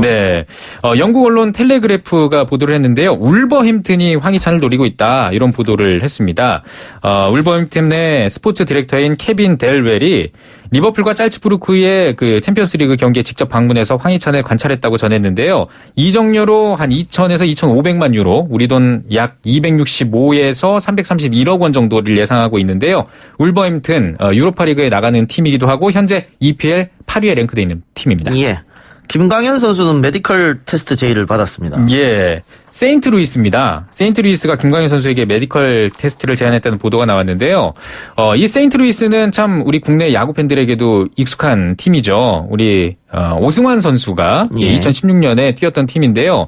만약에 이 김광현 선수가 메디컬 테스트 통과해서 만약에 이제 세인트루이스와 계약을 한다면 이 세인트루이스에서 뛰는 두 번째 한국 선수가 됩니다. 그 세인트루이스에서는 오승환과의 기억이 나쁘지 않기 때문에 한국 선수가 오는 거 반길일 것 같아요. 오승환 선수가 좀 길을 잘 닦아놨다 이렇게 좀 평가를 할 수 있겠죠. 알겠습니다. 마지막으로 UFC 소식 알아봅시다. 이번 주 토요일에 부산에서 경기 열리네요. 맞습니다. UFC가 우리나라 부산에서 열립니다. 우리나라에서 열리는 게 참 오랜만이거든요. 4년 만에 국내에서 치러지는 대회고 부산에서 치러지는 건 이번이 처음입니다. 이 대회에 많은 한국인 선수들이 나오는데 특히나 코리안 좀비로 유명한 정찬성 선수가 이 프랭키 에드가와 메인 매치를 장식합니다. 그리고 슈퍼보이 최두호 선수, 그리고 3연승에 도전하는 강경호, 이름을 마동현으로 바꾼, 김동현에서 마동현으로 바꾼 선수, 그리고 정다운, 최승우 선수들이 UFC 국내 파이터들 대부분 출전합니다. 격투기 좋아하시는 분들 또 가슴이 두근두근 하겠네요. 자, 정찬성 선수가 메인 무대를 장식하는데 만일 이번에 승리하면 타이틀 도전할 수 있나요? 당장은 좀 어려울 것 같습니다. 왜냐하면 지금 패더급 1위, 그러니까 패더급 챔피언이었던 할로웨이가 졌어요. 그래서 조금 굉장히 지금 혼란스럽습니다. 그래서 이번에 이기고 이번에 에드가를 잡고 최소한 한 명의 상위 랭커를 꺾는다면 데이나 화이트 대표가 이 타이틀 샷을 줄 수도 있을 것 같습니다. 하지만 이거 좀 인상적으로 좀 이겨야 지금 주거든요. 그래서 이번에 정찬성 선수가 KO로 프랭크 에드가 잡고 한 명 더 잡고 그리고 타이틀샷 받았으면 좋겠습니다. 기대해 보겠습니다. 스포츠 소식 여기까지 들을게요. 수고하셨습니다. 고맙습니다. 이 작가야, 궁금하다. 이 작가야, 문자 줄게. 질문다오. 여러분은 지금 웃으며 정보를 입수하고 편안하게 참여하는 이동형의 뉴스 정면 승부와 함께하고 있습니다. 생방송에 참여하고 싶은 분들은 샵 0945 우물정 0945번으로 단문 50원, 장문 100원의 문자 메시지를 보내주시거나 예스 앱으로는 무료로 참여할 수 있습니다. 지금 바로 보내주세요.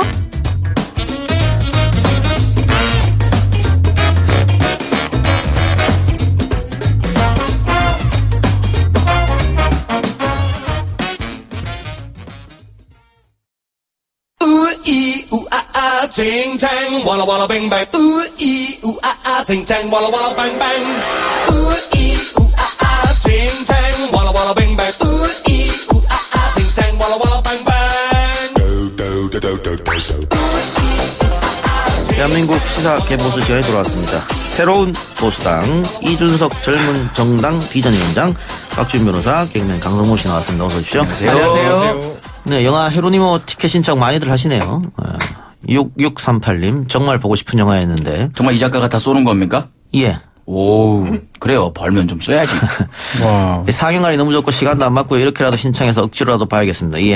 좋은 영화 보시기 바라고. 8255님 참 좋은 소식에 귀가 번쩍합니다. 38년 만에 남편과 영화 볼 수 있는 기회 주시면 남편 칠순 생일 선물로 최고일 것 같습니다. 예. 네? 와, 멋있다. 8년 동안 결혼 생활. 네. 예, 근데 영화가 다큐멘터리 영화입니다, 여러분. 예, 극 영화는 아니니까 의미 있게 봐주시기 바라고요. 자, 새로운 보수당. 우리가 지난주에 당명 가지고 이야기했었는데 정해졌네요. 새로운 보수당. 새 보수당. 왜 새로운 보수당이 선택됐을까요? 감자탕 팔려면 감자탕이라고 상호를 걸어야죠. 예. 예. 그러니까 지금까지 이제 사실 보수 정당의 이름이라는 것이 좀 뭘 파는지 알기 힘들게 돼 있었던 것도 사실이에요. 예. 바른 정당, 바르다. 뭐 좋은 이름이긴 하지만은 사실 뭐 팔고 싶은 아이템에 대해서 정확히 묘사하는 건 아니거든요. 한나라당, 큰 나라당 아닙니까? 뭔지 모르게 새누리당, 새로운 세상 아닙니까? 근데 당명은 뭘로 정하든 처음엔 다 욕먹는 것 같아요. 조소의 대상이 되고 또 항상 그 패러디의 대상이 되죠. 예. 그런데 민주당 같은 경우도 처음에 더불어민주당 했을 때 뭐냐 이게 뭐냐 그랬었어요. 그래서 처음에는 그랬었어요. 더불어터진당 나왔죠. 예. 근데 네. 저희는 새로운 보수당 그랬더니만은 저쪽에 이제 강경보수 쪽에서 저희 싫어하는 분들은 해로운 보수당이다 이러더라고요. 아, 근데 이준석 위원장 SNS에 네. 당명에 보수가 들어가는 게 좋을까요? 빠지는 게 좋을까요? 설문했죠. 네. 설문까지 아니고 그냥 댓글 받아봤는데 대부분 빼라 그러더라고요. 그러니까요. 그러니까 이준석 위원장이 물어본 이유가 있을 것 같은데요? 본인도 좀 실제로 바른정당이 원래 개혁보수 신당이었거든요, 이름이. 그러다가 이제 좀 그 보수 빼자 그래가지고 바른정당 이름 간 거였거든요. 예. 근데 이번에는 사실 그거 선택의 기로에 있었는데 마침 이런 공모안이 이렇게 나와서 이렇게 선택한 거긴 하지만은 이런 생각이 들어요. 그러니까 보수를 하지 말라는 사람의 대부분도 뭐냐면 보수가 이미지가 안 좋으니까 하지 말라는 거거든요. 근데 누가 봐도 대한민국의 사람들이 보기에 저는 보수 정치인인데 보수라는 그 개념의 이미지가 최근에 안 좋다 그래가지고 그거 회피한다고 해서 제가 정치 잘할 수는 없고. 보수가 얼마나 아름다운 말인데요. 그러니까 보수가 전체적으로 이미지 개선이 되려면은 이거 이름 달고 개선될 때까지 열심히 해야 된다는 얘기죠. 근데 둘 양쪽에 다 욕 안 먹을 이름이 있었는데. 어떤 거요? 진짜 보수당. 줄여서 진보당. 바른 보수당 어때요? 바보당이요. 그건 더 욕먹기. 그 박주면 어때요? 보수하고 진보 이런 이름을 사실 쓰기가 좀 부담스럽긴 하죠. 예. 아마 조봉암 예전 진보당이 있었고, 막 보수를 이렇게 표방하면서 했던 어떤 큰 없었어요. 당은 제가 봤을 때 아니 영국에 있었죠. 거의 없다고 생각이 드는데, 그래서요 아마 우리 이준석 위원장도 그걸 고민했을 것 같아요. 보수당 때문에 이미지가 또 그렇게 개념화지는 거 아니냐. 근데 우리나라 당은 민주당 계열 빼고는 이름이 크게 중요하진 않은 것 같거든요. 저는 괜찮던데요. 보수당 넣는 것도. 아니 그래서 저는 민주당은 뭐 민주자를 당을 꼭 넣잖아요. 그 계열의 당은 대부분. 다른 당들은 예전 뭐 신한국당 이후로는 뭐 잘 안 넣기 때문에 그러니까 뭐 이름은 크게 상관은 없지 않나 생각이 들어요. 저는. 사람들 마음속에 보수라는 단어가 되게 부정적인 이미지로 박혀 있는가 봐요. 그게 잘못된 거예요. 보수라는 게 참 좋은 거거든요. 사실. 아니, 영국에는 보수당이라는 이름을 가지고 뭐 새로운 보수도 아니고 그냥 보수라는 이름을 가지고 이번에 거의 한 60% 가까운 의석을 이제 받아냈잖아요. 근데 잘 뜯어보면 영국식 보수라는 것도 굉장히 변신을 많이 해왔어요. 그 대처의 뉴라이트 이런 것도 갔다 오고 원네이션 파 뭐 그다음에 최근에 본 보리스 존슨은 뭐 한지 잘 모르겠고 뭐 이게 오락가락 하거든요. 그러니까 저는 보수도 지금 지형이 더 넓을 수 있다. 우리나라에서 반공보수 정도로만 지금 이해되고 있는 보수의 지평을 넓혀야 된다. 이렇게 생각합니다. 모 시사평론가가 새로운 보수당이라고 한 이유는 나중에 자유한국당과의 통합을 염두에 두고 보수를 넣었다 이렇게 하던데. 뭐 우리도 시사평론가 해봐서 알잖아요. 그냥 보면은 하는 말이에요. 뭐 아침 방송에 누가 한마디 하면 그거 오후 방송에 주워 듣고 저녁 방송에 주워 듣고 또 하고 그거 뭐 영원히 하는 말이 아니에요, 잘. 점점 업그레이드 되죠. 그래서 뭐 그런 말엔 별 신경 쓰지 않는다. 뭐라고 한들 뭐라고 안 하겠습니까 보면은. 이제 뭐 굳은 살 베겠죠 뭐. 네. 하도 뭐 그러니까. 통합 안 한 당으로 하지 않는 이상 뭐라고 할 겁니다, 항상 보면은. 근데 안철수계가 보수라고 못 박아서 못 간다 이런 언론 보도가 있던데요? 맞아요. 그 말은. 그분들이 제가 봤을 때는 이렇게 판단할 것 같아요. 저희가 원래 11월 15일 창당 기준으로 저희가 준비하고 있었던 게 있거든요. 근데 그때 저희가 안 하고 이 2달 늦춘 게 뭐냐면은 사실 안철수계 분들과 보조를 같이 하는 것도 의미가 있겠다 해서 그랬던 건데 오히려 이제 저희 입장에서는 그분들이 참여 안 하는 게 확실해지자 저희가 이제 새로운 보수당이라는 당명을 할 수 있었던 것이지 반대로 저희가 당명을 정한 뒤에 그분들이 뭐 결심했다 이건 아닙니다 보면은 그거는 그렇게 말씀하시면 섭섭하고 그래도 어차피 뭐 같이 했던 마당에 뭐 그 이상의 나쁜 얘기는 하지 않으려고 하는 겁니다. 예, 새로운 보수당 잘 되시길 바랍니다. 어떻게 보수당으로 불러야 됩니까? 세보당. 세보당? 어떻게 불러야 돼요? 보수당으로 부르기를 원래 원하고 있습니다. 보수당? 보수당. 예, 알겠습니다. 자, 자유한국당 얘기해보죠. 오늘도 국회에서 규탄 대회가 열렸다고 하는데 심재철 원내대표는 안타까워서 나오는 국민들이라고 했고 황교안 대표는 당신들의 승리다 이런 얘기도 했는데 이거 자유한국당 내에서도 이렇게 하면 안 된다라는 반발이 나오고 있거든요. 이거는 현행법 위반이기도 하고요. 예. 좀 심각한 상황으로 봐야 될 것 같아요. 집시법 위반이고 공무집행 방해죄고 문제는 경찰이나 이제 수사기관에서는 한교안 지도부 공동정보 교사까지 보고는 있어요. 예. 뭐 그걸 떠나서 범죄 여부는 뭐 두 번째 문제고 결국 이렇게 되면 아무것도 할 수가 없어요, 사실은. 그리고 국회의사당에서 이렇게 한다라는 건 사실 상상하기 어렵거든요. 집회 및 그 집시법에 따르면 국회의사당 자체는 100m 안에 아예 그 못하는 5개 집회도 못하게 돼 있어요. 그러니까 과거에 미디어법 논란 과정에서 국회 시도 진입했던 사람들 다 처벌받았고. 그렇죠. 민노총이 진입하려고 했다 그것도 다 처벌받았거든요. 저는 좀 골치 아픈 게 이 국회에도 보면은 불문율 같은 것들이 좀 있어요. 예를 들어 본청 건물 안에 들어가면 거기서부터 피켓 시위 안 합니다. 잘. 그러니까 의원들 정도는 가끔 하지. 그게 외부인들은 안 하는 게 불문율이고 국회 내에서 뭐 다양한 외부인이 들어오는 이벤트를 하지만은 그래도 지금까지 불문율을 항상 지켜왔던 건 뭐냐면 이번에 두 가지가 깨졌거든요. 밥 먹고 합시다랑요. 불 꺼지면 집에 가자. 네. 그러니까 해지면 집에 가자. 이 두 가지거든요. 근데 이번에는 저도 제가 점심 먹으러 나오다가 마침 안에 그 국회 사무실에 회의하다가 점심 먹으러 나오는데 밥 먹으러 못 나왔어요. 그러니까 이번엔 굉장히 관례를 넘어선 수준의 보기 힘들었던 형태의 시위이기 때문에 힘들게 들어갔으니까. 저는 근데 이게 이걸 저희가 한번 지켜봐야 될 게 국회는 대의민주주의 하라고 있는 공간이에요. 그리고 광장이라는 거는 뭐 직접민주주의성의 어떤 그런 뭐 정치 활동을 하라고 있는 공간인데 이거 혼동에 섞어버리기 시작하면요. 이거 두 단 안장판 됩니다. 이거. 저는 그 보면서 거기 들어간 분들이나 원래 거기 있던 분들이랑 크게 다르지 않으니까 뭐 그런가 보다 하는데 제일 잘못된 건요. 거기 있는 다른 사람 생각 다른 사람들을 왜 때리고 머리채 잡고 욕하고 그게 욕먹는 일인 거죠. 그러니까 뭐 정의당 당직자나 이런 사람도 폭행을 당했다고 하던데 바른미래대 사연도 마찬가지고.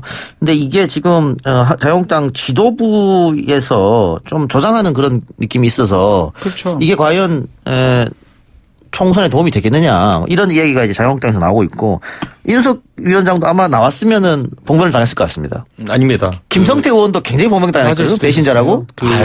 태극기 부대는 저에 대해서 느끼는 감정이 약간 다릅니다. 이게 어떻게 달라요? 그 약간 그 뭐라 할까요? 그 애증이 있어요? 에이 왜 그래? 나가봐 큰일 난다니까. 그 박근혜 퀴즈인데. 누가 한 명, 야, 저 인간 그러면. 아니, 그래서 감정이 복잡해. 그래서 뭐냐면은 보면요, 뭐, 애는 괜찮은데 최근에 좀 잘못된 친구들 뭐 유승민 하태경이랑 놀고 있는 상황 뭐 이런 정도로 받아들여가지고. 그러니까 그분들도 저희 방송하면서 인터뷰를 해봤는데. 태극기 부대 하시는 분들도 1대1로 이렇게 얘기하면 다 괜찮은 분들 많아요. 정상적인 생각 가지고 계시고. 근데 같이 모여 있으면 누가 이렇게 선동을 하면 이상한 쪽으로 끌고 가니까 다 그렇게 보이는 거거든요. 그러니까 제가 이거를 어디서 해봤냐면 서문시장에 대구에 가가지고 옛날에 바른정당 만들어서 김무성, 유승민, 저 그리고 등등 이제 다 걸어갔거든요. 김무성 대표는 위에서 그 고무 다라이라고 하죠. 그거. 그걸 물을 붓더라고요.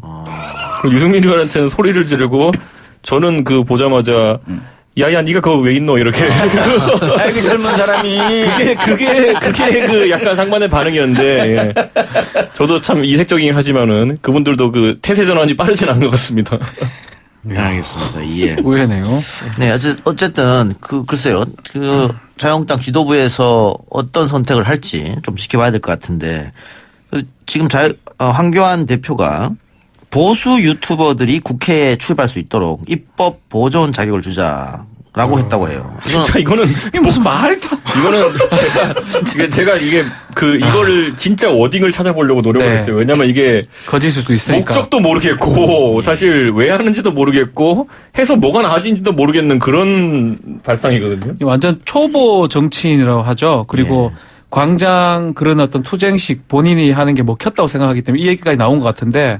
이 뭐 말이 안 되는 얘기입니다. 입법 보조원이랑 뭐 그런 것도 없을 뿐더러. 그러니까 변명적으로 아이디어라고 얘기를 하는데 지금 계속 그런 얘기는 해요. 자유한국당 지도부는 보수 유튜버한테 많이 아이디어를 얻고 많이 고무가 돼 있다 이런 얘기를 하는데 그거 그대로 지금 전달된 상황이 아닌가 입법보조원 생각이 등록을 듭니다. 하면은 결국 국회의원 회관이나 이런 데 출입하기 쉬워지는 게 한 가지가 있고요. 그리고 두 번째는 뭐냐면은 그 원래는 기자증을 받아가지고 보통 그 유튜버들이 활동을 합니다. 그 출입이나 이런 걸 위해서. 그런데 그런 어떤 언론사를 차릴 수 없는 보수 유튜버들에게도 그런 공간을 열어줘가지고 어쨌든 스피커를 다수를 만들어 승부하겠다라는 생각인데 글쎄요. 저는 그게 지금 시점에 도움이 될까요? 지금도 어저께 보니까 진보 보수 유튜버들 티격태격 서로 욕하고 막 그러더라고요. 근데 대한민국 제1야당 대표께서 그런 생각을 하면은 전국 정당 하셔야 될 텐데 좀 넓게 보셔야 되는 거 아닌가? 차라리 그 돈 있으면은 그런 여력 있으면 이동영 씨한테 현금을 제시하면 얼마 정도면 넘어올까요? 그래 갑자기. 네? 아니 이게 그 여러 그 군소 유튜브 모으는 것보다 하나 땡겨오는 게 큽니다. 얼마 주면 넘어올 거요? 그 진영을 왔다 갔다 하는 건 쉽지 않은 거예요. 왜냐하면 지금 보수 유튜브 활동하는 사람 중에 사실 제가 저격은 안 하겠습니다만은 넘어온 사람 많아요. 진보? 넘어온 사람 많아요. 진보에서 보수로요? 네, 넘어온 사람 많아요. 네, 누군지 알겠습니다. 예, 저도 알 것 같습니다. 그래요. 근데 그 홍준표 대표 때 지적받았던 것이 가벼움, 막말 이런 거였었거든요. 그래서 한교안 대표가 와서 안정감, 중후함, 신뢰감, 법치 이런 거였는데 과연 그 기대에 부응하고 있느냐. 시작은 좀 중후한 목소리 톤이나 이런데 하는 거는 아예 더 투쟁적이고 더 좀 그런 모양새입니다. 보수 정당이 이렇게 하는 경우가 없을 뿐더러 국민들은 사실은 야당이 이렇게 하면 더 싫어하는 경우가 많아요. 옛날 민주당이 이제 아니면 투쟁할 때도 마찬가지이기 때문에 더더군다나 좀 어울리지 않는 옷을 자꾸 입고 있는 모습이 지지하는 사람들은 모르겠지만 좀 중간층에서는 상당히 혐오감이 들 가능성이 높다. 그러니까 박지훈 변호사는 혹시 본인이 사투리를 교정해야겠다는 생각을 해본 적이 있어요? 나 지금 처음을 쓰고 있는데 왜요? 네?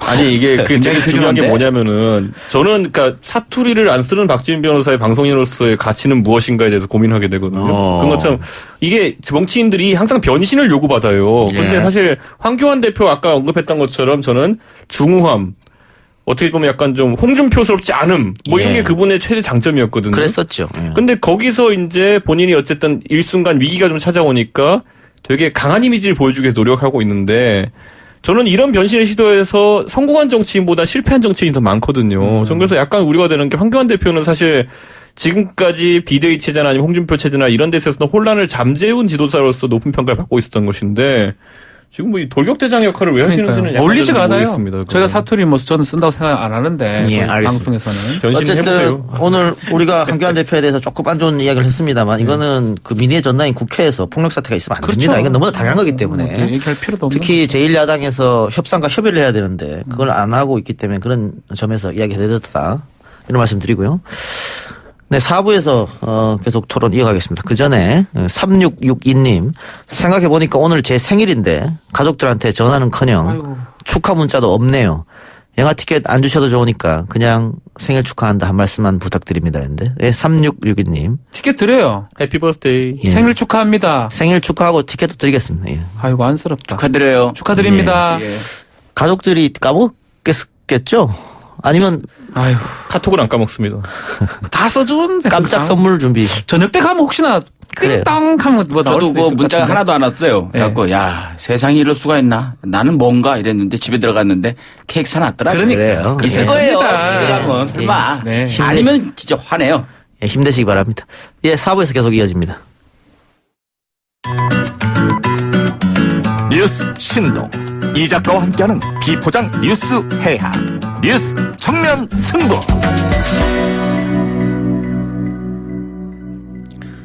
대한민국 시사교부서 4부 시작하겠습니다. 새 국무총리에 정세균 전 국회의장이 지명됐습니다. 문재인 대통령이 직접 인사 발표를 했고요. 집권 후반기 국민 통합과 민생 경제의 성과라는 시대적 과제 해결을 위해서 정 후보자가 적임자다라고 했습니다. 6선의 국회의원으로 당대표와 국회의장을 역임한 풍부한 경륜과 정치력을 갖췄다고 평가했는데 세 분은 어떻게 보십니까? 이게 얘기를 많이 하고 있죠. 입법부 수장을 했던 사람을 국무총리로 할 수 있느냐. 아마 서열로 따지면 서열 2위에서 우리나라 한 5위, 6위 정도로 그런 얘기 당대표까지 했던 사람. 근데 한편으로는 그만큼 급박함이 좀 느껴집니다. 우리 경제 지금 상황하고 이런 것들. 특히 만약에 혹시나 이 상황에서 청문회 같은 걸 통과를 못하거나 또다시 문제가 된다면 상당히 큰일 날 수 있다라는 그런 급박함 때문에 대통령이 직접 이 설명을 하면서 뭐 저는 3고초를 이상 했을 것 같아요. 정세균 전 의장도 본인도 많이 좀 거절했을 것 같은데. 예, 처음에 고사를 했다고 하네요. 예, 그럼에도 불구하고 상황이 됐기 때문에 했다. 좀 격 얘기를 하긴 하지만 그만큼 급박하고 필요한 상황이다. 저는 이렇게 평가하고 싶습니다. 저는 사실 그 기수 문화라든지 예? 아니면 올라갈 수밖에 없다라는 그 일방의 문화는 좀 깨져야 되는 게 아닌가라는 생각을 해요. 예. 그래서 저는 개인적으로 예전에 2008년인가요? 노무현 대통령께서 한번 언급하셨던 퇴임하고 내가 김해 시의원 한번 해보면 어떠냐. 예. 이런 거 굉장히 멋진 말로 전 들었었는데 예. 그 외에도 보면 뭐 대법관 하신 다음에 지방법원으로 가시는 분들 이런 분들이 좀 나왔으면 좋겠다라는 생각을 하고 그런데 아무래도 이제 그런 것에 비해 가지고 국회의장에서 국무총리는 이제 각각 감당하는 행정부와 입법부의 수장들이다 보니까 예. 좀 다르게 받아들여지는 것 같은데 저는 그거를 문제 삼을 고 싶진 않습니다. 예. 아니, 그러니까 국회의 수장이었던 사람을 행정부 수반으로 불렀다라고 하면 국회를 또 일정 부분 무시한 것 아니냐 이런 비판도 그렇게 받아볼 수도 있고 이게 네. 선례가 되어가지고 앞으로 이제 국회의장 하시는 분들이 보통은 이제 마지막이다. 아름다운 마무리를 생각하시면서 국회를 운영하시는데 예. 다음 자리가 있다고 생각하고 운영하시는 거 아니냐라는 우려는 있는데 네. 그 선례마저도 저는 정세균 의장이 아름답게 만들어 놓으면 괜찮을 거다 이런 생각을 합니다. 근데 저는 정세균 국회의장을 만든 거는 자유한국당이에요. 이게 되게 뜬금없다 생각할지 모르겠지만은 처음에 잘 생각해 보세요. 누가 하마평에 올랐냐면 김진표 의원이 올랐거든요. 네. 김진표 의원이 상징하는 게 뭐냐면은 그 민주당 입장에서 봤을 땐 중도 확장입니다. 그러니까 기독교계에도 어필할 수 있고 그리고 또 경제정책이라는 것도 안정감을 주는 그런 분이기 때문에 그렇게 하려고 했었는데 왠지 자유한국당이 최근 한 조국 사태 이후에 2달, 3달 하는 거 보니까 또 범야권이 하는 거 보니까 중간에 있는 것만 지키기만 해도 될 것 같은 분위기라는 거예요.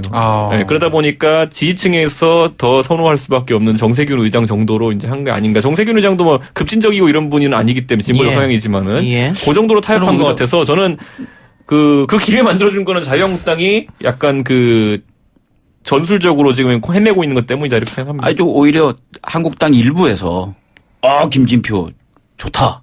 그래서 안 한 거 아닐까요? 김무성 대표, 전 대표 그런 얘기들. 네, 그런 얘기들이 자유한국당에서 나오니까. 여러 의원들이 김진표 카드면은 반대하지 않겠다 얘기를 했었죠. 네, 그렇죠.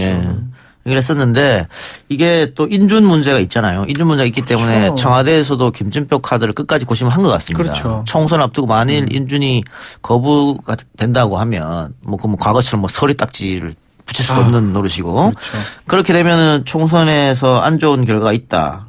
그러니까 김진표 카드를 고민하다가 지금 이준석 위원장 이야기처럼 또 당 내부의 비판 또 진보 진영에서 지지자들의 비판이 심하다 보니까 바꾼 게 아닌가. 왜냐면 저는 그런 생각했어요. 만약에 김진표 그 후보를 이제 놓게 되면은 저는 예전에 있었던 약간 현상 같이 총선을 앞두고 연동형 비례제가 많이 통과되고 있을 때는 정의당 쪽으로 진보표가 이탈할 가능성을 봤을 것 같아요. 그럴 수도 그런데 있겠죠. 이제 민주당 입장에서는 과거 조국 사태 전에 비해가 달라진 건 뭐냐면은 그전에는 선거 목표가 본인들도 단독 과반을 하고 정의당도 한 입석 얻어가지고 제3교섭단체가 되는 게 베스트 결과였어요. 근데 제가 봤을 땐 선거법상 이제 들고 나오는 것들도 그렇고 최근에 태도 변화를 보니까 둘 다 이루긴 어렵다. 그러면 이 상황에서 연동형을 너무 세게 가면은 본인들은 과반 못하고 정의당은 좋아지는 상황보다는 본인들이 단독 과반하는 것을 좀 더 신경을 쓰고 있는 것이 아닌가. 그래서 아까 말했듯이 그 집토끼를 지킬 수 있는 정세균 의장 쪽으로 약간 간 게 아닌가 싶습니다. 자, 근데 뭐 청문회도 당연히 거쳐야 해야 됩니다만은 정세균 전 의장 같은 경우 육선 국회의원이고 야당 의원과의 사이가 그렇게 나쁘지 않다. 이렇게 봤을 때 아까 저희가 30 의원과 인터뷰됐습니다만 민주당에서는 아마 인준을 해줄 것 같다라고 희망 섞인 진단하더라고요. 저는 만약에 그 청문회를 통과 못할 정도의 그 도덕적 결함이 만약에 뭐 어떤 경우도 발견된다 그러면은 국회가 권위가 추락하는 거거든요. 그분이 국회의장이기 때문에. 그렇기 때문에 뭐 너무 세게 신상털기식 인사청문회를 하기는 어려울 것이다. 언론이 어떻게 마음 먹냐에 달려있지 않을까요? 그리고 문제가 있으면 보도하는 거죠. 그리고 이분이 무슨 뭐 사업을 하셨다기보다는 대기업에 그냥 쭉 근무하셨다가 이제 정치를 하신 거기 때문에 사실 우리가 흔히 말하는 월급쟁이가 사고 쳐봤자 얼마 사고 치겠냐. 같은 정도의 범주에서 많은 분들이 볼 거 아닌가 싶습니다. 뭐 가능성은 뭐 없잖아 있겠죠. 뭐 그런 부분들은. 근데 벌써 뭐 6선 정도 하면서 검증은 뭐 됐다고 보는 게 맞지 않나 싶어요. 자, 이렇게 돼서 궁금증. 그러면은 정세균 의장의 자리인 종로는 누가 가느냐. 그러면 지금 답은 좀 나와 있는 것 같아요. 이낙연 지금 총리. 이낙연 총리가 종로로 간다. 뭐 당에서는 비례받아서 전국 돌아야 되는 거 아니냐. 뭐 이런 얘기도 있어요. 근데 그 자유한국당 쪽 그 누가 나오냐에 따라서 누굴 붙여요? 달라질 것 종로에? 같아요. 한국당이? 황교안 카드 얘기 있지 않습니까? 저는 황교안 대표가 나온 다음에 이낙연 총리랑 붙는 모양새가 빅매치네요. 예. 거기서 이기면은 황교안 대표의 위상은 엄청나게 올라가. 그 마찬가지죠. 그거는 또 이낙연 총리도 마찬가지고. 정치 일반지고 예. 또 차기 대권 후보 1, 2위가 둘 다 1, 2위니까요. 거기서 이겨야 정말 대권 도전할 자격이 있는 거 아닐까요? 그러니까 둘 다 이제 나오든가 말든가 될 것 같아요. 그 노무현, 이명박 이 두 분이 종로에서 붙었잖아요. 예. 둘 다 했잖아요. 떨어져도 대통령 되더라고 보니까. 둘 다 대통령이 됐으니까요. 아무튼 나오는 용기. 예? 그런 게 좀 필요하지 않는가. 알겠습니다. 자, 어제 정부가 고강도 부동산 대책을 발표했습니다. 핵심은 주택을 통한 불로소득은 절대로 얻을 수 없게 하겠다. 필요하다면 내년도에 추가 대책을 내놓을 거다. 부동산 대책 세 분 어떻게 보셨습니까? 저는 이 학자들 말입니다. 폭락한다고 그랬잖아요. 다 어디 갔어요 지금. 아, 폭락한다고 말한 사람도 있었고 폭락하지 않을 거라고 얘기한 사람도 있었고. 대세가 폭락 아니었습니까 그때? 네, 그래서 집을 팔았는데. 근데 일단 딴 건 뭐 여러 가지 정책이 있는데 그중에 15억 이상의 그 부동산에서 담보를 불가능하게 한 거. 처음에 저는 의심했어요. 정말 센 거 아닙니까? 시장 경제에서 가능한 일인가. 헌법소원 제출했더라고요. 예, 그래서 저는 근데 또 한편으로 생각해 보니까 엄청나게 올랐구나. 지금 부동산이 집값 같은 게 막을 방법 자체가 없구나. 만약에 예를 들어서 이런 것도 하나하나씩 내는 게 일반적이거든요. 대책을. 예, 한꺼번에 했어요, 이번에. 한꺼번에 확 그냥 월요일 날 이렇게 낸다는 거는 그만큼 정부가 집값 최소한 잡아야 된다. 예. 무조건 잡아야 된다. 이런 급박함이 좀 느껴집니다. 한시적으로 양도세 깎아줄 테니까 1가구 2주택자들은 집 내놔라 이거잖아요. 예. 그래서 공급이 좀 늘어나면 떨어지지 않을까 뭐 이런 생각 같은데. 학자들이 이래도 절대 안 내리고 계속 오를 것이다라고 얘기했으면 좋겠어요. 그러면 떨어질 거 아닙니까? 이게 뭐냐면 결국에는 저는 정부가 지금 정책을 내놓는데 부동산 대책 계속 쉴 새 없이 내놓는데 수요와 공급 빼고 다 건드리고 있어요 지금 보면은. 그러니까 아까 매물치환은세 공급이 아니라 지금 결국 아파트라든지 주택이라는 거는 결국 계속 쇠락하게 되어 있고 그것을 대체할 수 있는 신규 공급도 있어야 되는데 서울에 지금 이제 집이 가득 찼는데 신규 공급할 수 있는 방법은 뭐밖에 없잖아요. 재건축밖에 없잖아요. 그렇죠. 근데 그런 쪽의 규제는 강화하고 3기 신도시 같은 것도 밖에다가 이제 계속 짓고 이렇게 하다 보니까 뭐 공급량을 우리가 아파트 공급률 몇 프로다 이렇게 따지는 것보다 정작 그 주거 형태가 지금 이제 서울 시내에 많이 부족해지는 상황이기 때문에 이거 풀어야 되는데 저는 지금까지 해놓은 말들이 있어서 못 풀 거다. 그런데 이거는 앞으로 그렇기 때문에 돈 갖고 쪼는 것도 한계가 있을 거다 이렇게 생각을 합니다. 예. 8.13 대책 내놓으면서 약간 진정기미가 보였던 부동산이 다시 뛰어올랐단 말이죠. 그래서 이번에 다시 이런 대책을 내놨는데 대체적으로 전문가들 의견은 당분간은 잡히지 않을까. 그러나 다만 이게 연속성은 없을 것이다. 이런 마취 효과라고 표현하던데요. 예. 그게 관망이라는 거죠. 네. 예. 이게 막 근데 궁극적으로 뭐 영구적으로 그런 효과를 발휘할 수 있는지는 아직까지는 뭐 좀 그러니까 의문이다. 이게 한 채 뭐 30억 이게 말이 안 되는 건데 사람들이 이제 자기는 해당이 안 되는데도 조그만 집이라도 가지고 있는 사람들은 이거 보면서 야 정부에서 내 돈 뜯어간다. 자기가 안 뜯어가는데도 그렇게 생각할 수 있거든요. 이럴 땐 좀 정부 대책을 꼼꼼히 좀 보고 국민들이 이해를 해줘야 정부가 이런 거 좀 힘있게 추진할 수 있지 않나. 그 생각을 해도 15억 대출 아예 안 되는 거는 15억은 좀 세긴 세요. 저런 건데 이거 굉장히 심각한 문제인 게 이렇게 규제하면 규제할수록 서울에 있는 예를 들어 문제가 되는 고가 아파트들은 계속 관망세를 가져갈 것이고 저는 이게 저희 젊은 세대 입장에서는 저 신혼 제 친구들 보면은 애초에 서울에서 집을 사서 시작할 엄두를 못 내기 때문에 보통 지방에서 아니면은 수도권 근교에서 집을 사서 시작하거든요. 그런데 거긴 또 오르지가 않아요. 서울은 한참 오르는 동안에. 우리가 그래서 소득 격차보다 무서운 게 자산 격차인데 지금 이 자산 격차에 대해 가지고 해법을 못 내놓고 계속 수요와 공급만 틀어막고 있으니 저는 이거는 나중에 빈부 격차가 상당히 심하게 나올 것이다. 저는 이렇게 봅니다. 이거 뭐 밖에서 시작하면요 절대 서울 못 들어온다. 이게 지금 젊은 세대의 보편적 인식이거든요. 그게 박탈감이고 저는 이거는 문제라고 봅니다. 서울에 안 살아도 되게 좀 교통도 더 좋아지고 했으면 좋겠어요. 보통 그런 말 하는 사람들이 나중에 몇십 년 뒤에 책임 못 질 얘기 하는 게 뭐냐면 예전에 보면 뭐 꼭 대학을 안 가도 잘 살 수 있게 하겠다 이런 것들 다 믿었으면은 지금 와가지고 굉장히 개인이 손해보는 구조였던 거거든요. 저는 책임 있는 정치 좀 했으면 좋겠다 이런 생각이 들어요. 저는 보면. 예. 대책 발표 후 노영민 실장이 청와대 참모들을 향해서 수도권에 집 2채 이상 갖고 있는 사람들 한 채만 남겨 다 처분하라라고 얘기했는데 저는 이 대책이 진정성이 있으려면은 그렇게 보여주는 게 맞다고 봅니다. 지금 너무 많은 것 같아요. 그 아마 청와대에서 먼저 해야지만 솔선수범이잖아요. 예. 뭐 대통령 지시겠죠 아마도 이건 대통령이 봤을 때 이렇게 부자가 많나 이렇게 생각하는 대통령의 의지가 반영됐다는 이야기 있습니다. 집을 안 팔 것 같고요. 본인들이 사퇴할 것 같아요. 팔겠죠. 아니 청와대 비서관이 뭐라고 내 금전조성 수십억 원 방어하면서 이렇게 팔겠습니까? 그러니까 그렇게 강한 대책을 내놨잖아요. 지금이 만일 고점이면은 이득 될 수도 있는 거죠. 그렇죠. 차라리. 그래요. 자, 세 분. 떨어지면 떨어졌다 뭐라고 할걸? 세 분 이야기는 아니냐고. 다음 주에 듣겠습니다. 수고하셨습니다. 네, 고맙습니다. 감사합니다. 오늘 방송 여기서 마치고요. 저는 내일 이 시간 다시 돌아오겠습니다. 들어주신 여러분 대단히 감사합니다.